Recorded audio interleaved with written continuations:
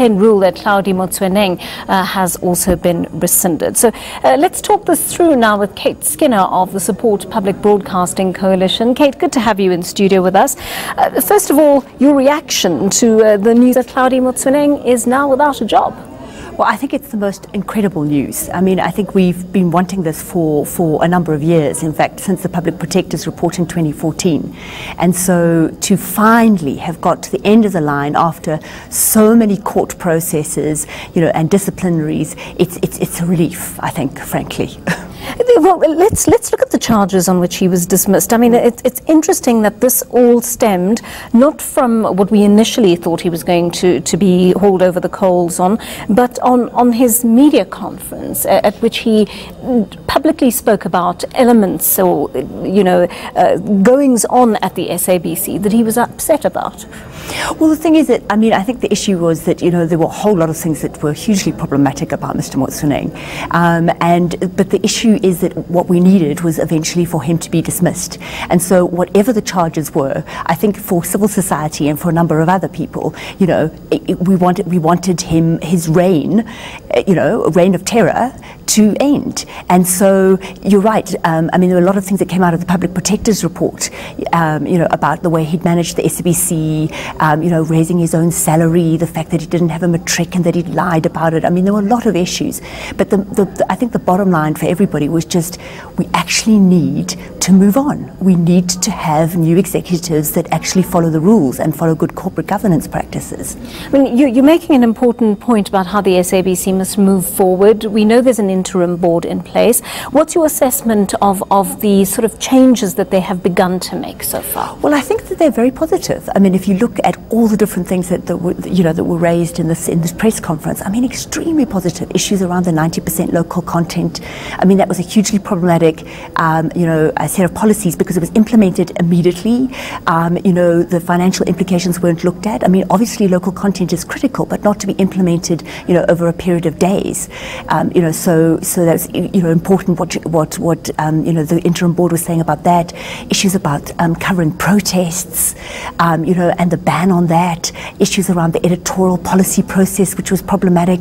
Issues around the finances. I mean, all the key issues, it seems that the interim board are moving through systematically. And so my sense is that they are doing a good job. The fact is they're only there for 6 months, and there are such a very long list of things that they need to deal with. But absolutely, they are making progress, and that's very heartening.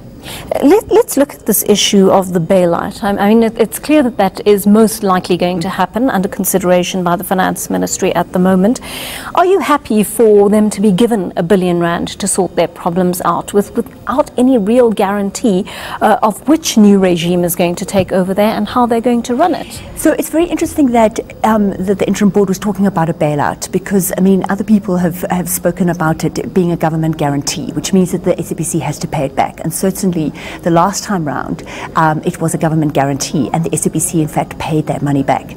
So it will be interesting to see the actual details of that. And my sense is, I mean, what's difficult about a government guarantee and having to pay things back is that you pay the amount back and you pay interest, which means that, something's got to be cut. And in fact, what happened the last time round was that a lot of local content was cut, and that was a huge problem. So on the one hand, you want them to be held very closely to account, and the fact that they have to pay it back is a good thing, but there are implications for that. So I think we've got to get more details on that. Is it a bailout, or is it a government guarantee that needs to be paid back?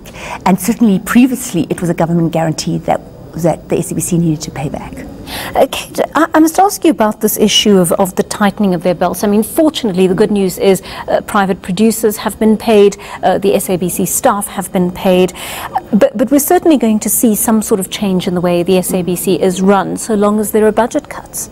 Absolutely. I mean, I think there were a lot of crazy things that were paid for. I mean, massive consultant costs, lots of legal fees, these fees around the new age breakfasts, so all of that needs to be cut back. But I think, the big issues that, and civil society has been asking this for a while is, give us a sense of what is actually required to run this organization. We actually need a financial audit so that we actually look at, what is required in terms of producing quality public service programming. And that I think we need to look at going forward. And also, of course, the digital terrestrial television program. I mean, we need a number of new channels.